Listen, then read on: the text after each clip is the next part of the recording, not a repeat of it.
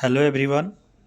आज हम देखने वाले हैं झारखंड असिस्टेंट प्रोफेसर की नियुक्ति की जो प्रक्रिया है उसमें क्या क्या बदलाव होने वाले हैं और कैसे एक स्टूडेंट पर इसका इम्पेक्ट पड़ने वाला है।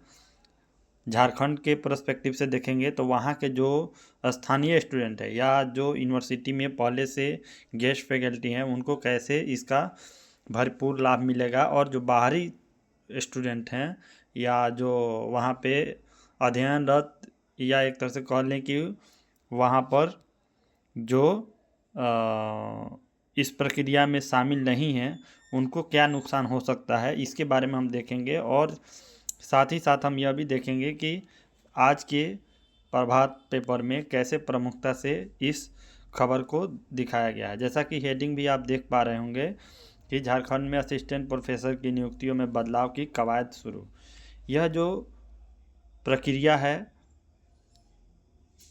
पहले जेपीएससी करवाती थी, जेपीएससी के माध्यम से होता था, परंतु उसमें बहुत सारी खामियों को देखते हुए इसमें बदलाव करने की बात चल रही थी। अब उसकी कवायद भी शुरू हो गई है, तो हम देखेंगे कि कैसे जो है सो झारखंड में इस बदलाव को लेकर के कल ही बैठक हुई है और बैठक में क्या निर्णय लिया गया है, ये सारी चीज़ें हम लोग देखने का प्रयास करेंगे। ठीक है, तो आइए देखते हैं।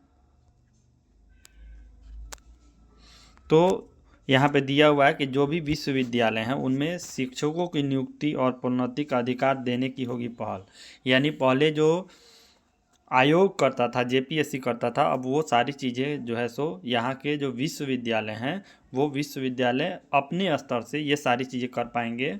वो लोग किसी भी प्रोफेसर की या असिस्टेंट प्रोफेसर की नियुक्ति कर लेंगे। उनका जो प्रमोशन से रिलेटेड जो भी चीज़ें हैं वो सारी अब यूनिवर्सिटी खुद करने में सक्षम होगी। और ये ऐसा मैं क्यों बोल रहा हूँ, क्योंकि आप यहाँ पे देख पाएंगे कि झारखंड के सरकारी विश्वविद्यालयों व कॉलेजों में शिक्षकों की नियुक्ति व प्रोन्नति में हो रहे विलम्ब को देखते हुए अब राज्य में कॉमन एक्ट बनाया जाए। कॉमन एक्ट वही है जो अभी मैं आपको बता रहा था कि कॉमन एक्ट बनाने की बात चल रही है, और यह कॉमन एक्ट इस पेपर में भी हम देखेंगे कि क्या है कॉमन एक्ट। ठीक है, तो इस कॉमन एक्ट में क्या बताया गया है कि राज्य में इसके तहत अब शिक्षकों की नियुक्ति और प्रोन्नति का अधिकार जो है संबंधित विश्वविद्यालय को ही देने की कवायद चल रही है। ये सबसे महत्वपूर्ण बात है कि अब जो है सो विश्वविद्यालय अपने स्तर से क्या करेगा, यहाँ पे शिक्षकों को नियुक्ति और प्रोन्नति देने का काम करेगा। इसके लिए क्या होगा कि जेपीएससी यानी झारखंड में जो है सो कैबिनेट के माध्यम से इसकी स्वीकृति मिल जाएगी। अभी तो बैठक हुई है और बैठक में क्या निर्णय लिया गया है ये हम देखेंगे और क्यों निर्णय लिया गया है। यहाँ पे देखिए, बिना शिक्षक मॉडल कॉलेजों की स्थिति बदहाल, मतलब शिक्षक नहीं है इसके चलते जो है सो मॉडल कॉलेज जो झारखंड में है उनमें जो शिक्षा है वो बहुत बाधित हो रही है। एक तरह से वो रेगुलर बेसिस पे नहीं चल पा रही है, और भी बहुत सारी अनियमितताएं हैं जो कॉलेजों में देखने को मिल रही हैं। तो ऑब्वियसली है, ये चीज़ें तो होनी चाहिए, और ये झारखंड में नहीं बल्कि पूरे भारत में शिक्षकों की नियुक्ति होनी चाहिए।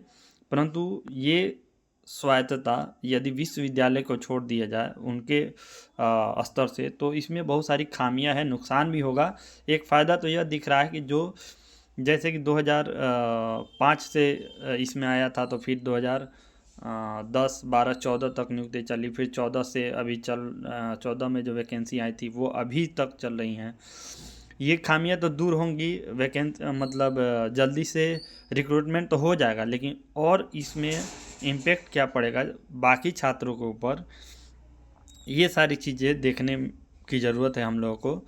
यहाँ पे देखिए, राज्य सरकार जो है बनाएगी कॉमन एक्ट, और हो रहा है इसका मंथन। प्रधान सचिव ने कुलपतियों के साथ की बैठक, मतलब वीसी के साथ बैठक किया है, और वहाँ के जो प्रधान सचिव है यहाँ पे राहुल पुआर, इन्होंने ऐसी पहल की है। इसकी बात पहले से भी चल रही थी गवर्नमेंट स्तर पर, लेकिन चुनाव के बाद ऐसी जैसे हाई कोर्ट ने आदेश दिया था कि जल्दी से 6 मंथ के अंदर आप जो है सो रिक्रूटमेंट करिए, क्योंकि यहाँ की जो विश्वविद्यालय की हालत है वो बहुत बुरी हो चुकी है। इसको मद्देनज़र यहाँ पे ये राहुल पुवार जो हैं इन्होंने एक कदम आगे बढ़कर सरकार के सहमति से ये सारे लोग जो है सो मीटिंग किए हैं वीसी के साथ में, और क्या है सो कॉमन एक्ट की बात चल रही है, अभी मंथन हो रहा है, लेकिन उम्मीद है कि बन जाएगा। ठीक है, तो ये सारी चीज़ें। और यहाँ पे देख लीजिए झारखंड में संयुक्त, यहाँ पे पेपर में हम आपको दिखा दे रहे हैं, झारखंड में संयुक्त बिहार के समय का ही एक्ट एडॉप्ट कर किया गया है, जिसमें समय समय पर यूजीसी के निर्देशों के आलोक में संशोधन किया जाता रहा है। विश्वविद्यालय में शिक्षकों की नियुक्ति और प्रोन्नति का अधिकार वर्तमान में जेपीएससी के पास है। कई वर्ष से नियुक्ति में प्रोन्नति आयोग में फंसी हुई है। कर्मचारियों की नियुक्ति का अधिकार जेपीएससी को दिया गया है। तत्कालीन राज्यपाल ने शिक्षकों की नियुक्ति व प्रोन्नति के लिए विश्वविद्यालय सेवा आयोग का गठन का भी प्रस्ताव राज्य सरकार को दिया था। फिलहाल यह भी ठंडे बस्ते में है, मतलब उस पर विचार नहीं चल रहा है। जैसे कि बिहार में एक आयोग बना दिया गया, लेकिन झारखंड में इसको अभी ठंडे बस्ते में डाला गया है। ठीक है, तो सभी विश्वविद्यालय में बजट बनाने के साथ फैकल्टी डेवलपमेंट के लिए अलग से नियमावली बनाने पर भी चर्चा हो रही है। बैठक में सभी विश्वविद्यालय में एकरूपता लाने व इसमें आ रही तकनीकी अड़चनों को दूर करने के लिए सभी कुलपतियों से सुझाव मांगे गए। अब देखिए इसका बेनिफिट क्या होगा और इसका ड्रॉबैक क्या है। बेनिफिट ये है कि जो वहाँ पे जो हम ये कह सकते हैं कि जो वहाँ पे पहले से टीचर हैं, ठीक है, उनको इसका बेनिफिट मिल जाएगा। बेनिफिट क्या मिलेगा, जो वहाँ पे गेस्ट फैकल्टी हैं या जो नीड बेस वैकेंसी हुआ है, जो लोग पहले से वहाँ पे अध्ययनरत हैं, सॉरी अध्ययनरत नहीं बोलेंगे, जो लोग पहले से वहाँ पे कक्षाएं ले रहे हैं उनको अनुभव भी है, तो एक तरह से, और उसी विश्वविद्यालय के वो हिस्सा हैं, तो ऑब्वियसली उनको ज़्यादा प्राथमिकता दी जाएगी। बाहरी लोग वहाँ पे बहुत कम पहुँच पाएंगे। दूसरी चीज़ कि जो रिक्रूटमेंट है वो समय पर हो जाएगा, इससे बच्चों को फ़ायदा होगा। अब इसका नुकसान समझ लेते हैं। नुकसान क्या है कि मान लीजिए कि झारखंड में बहुत सारे विश्वविद्यालय हैं, वो सभी विश्वविद्यालय अपना अपना रिक्रूटमेंट के लिए एडवर्टाइजमेंट जारी करेंगे, सबका फॉर्म भरना होगा, तो सबके लिए इंडिविजुअल फॉर्म भरना होगा। अब इंडिविजुअल फॉर्म भरने से क्या होगा, छात्रों पे बर्डन ज़्यादा होगा। मान लीजिए ज़्यादा फ़ी जो है, फ़ी ज़्यादा देना होगा, ठीक है, सबके लिए फ़ी भरना होगा, वो सारी प्रक्रियाओं से निकलना होगा। अच्छा, इसमें दूसरा ड्रॉबैक क्या दिख रहा है कि जैसे मान लीजिए जो बच्चे पीएचडी किए हुए हैं या नेट वगैरह जो भी जेआरएफ क्वालिफाई हैं, उनके लिए बेनिफिट तो ये है, जैसे मान लीजिए 5 विश्वविद्यालय का एक बार में निकला, तो पाँचों जगह वो फॉर्म फिल करेंगे और उनका पाँचों जगह मेरिट बन जाएगा। लेकिन वो जो स्टूडेंट है किसी एक जगह ही जा कर के ज्वाइन करेंगे। तो सबसे पहला ड्रॉबैक तो ये है कि बाकी जो स्टूडेंट है उनका जो है यहाँ पे सिलेक्शन नहीं होगा या फिर बाद में होगा, इसमें डिले हो सकता है। कि जो लोग ये सारी प्रक्रियाओं के बावजूद, मान लीजिए कि जो लोग यहाँ पे जैसे रांची यूनिवर्सिटी निकाली, रांची यूनिवर्सिटी में जो पहले स्थान पे थे वहीं विनोबा भवन में भी होंगे, वहीं कोयलांचल में भी होंगे, क्योंकि उनका API स्कोर ज़्यादा होगा। तो ये सारी चीज़ें जो है वो किसी एक जगह पे ज्वाइन करेंगे, बाकी सीटें वैकेंट रह जाएंगी, तो फिर यूनिवर्सिटी को क्या करना होगा, दोबारा से वो चीज़ें करनी होगी, या जो लोग एक्स्ट्रा होंगे वो जा सकते हैं। परंतु आप देखिए इसमें ये अनियमितताएँ देखने को मिल रही है। दूसरी चीज़ कि जो फ्रेशर होंगे उनको कम चांस मिलेगा, क्योंकि नीड बेस जो टीचर हैं वो ऑलरेडी उस वैकेंट सीट पे काम कर रहे हैं, तो वो परमानेंट हो जाएंगे। तो बाकी लोग यहाँ पे जाने के लिए मशक्क़त करना होगा या फिर उनको चांस ही नहीं मिलेगा एक तरह से। तो ये सारी चीज़ें ड्रॉबैक है, तो देखते हैं क्या होता है। बाकी आप भी अपना सुझाव, आपको क्या लगता है इसके बारे में, आप अपना सुझाव कमेंट में दीजिए, ताकि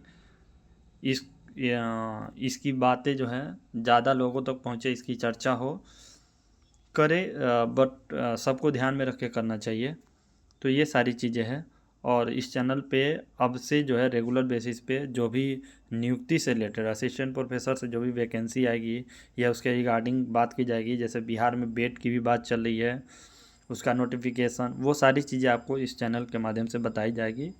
तो आप इस चैनल से जुड़ सकते हैं, और इस संबंध में आप कमेंट ज़रूर करें, ताकि ये बात पता चले लोगों को, आपका क्या सुझाव है, आपको क्या लग रहा है। तो एक तरह से आप इस पे अपना प्रोस्पेक्टिव रख सकते हैं। Okay, thank you.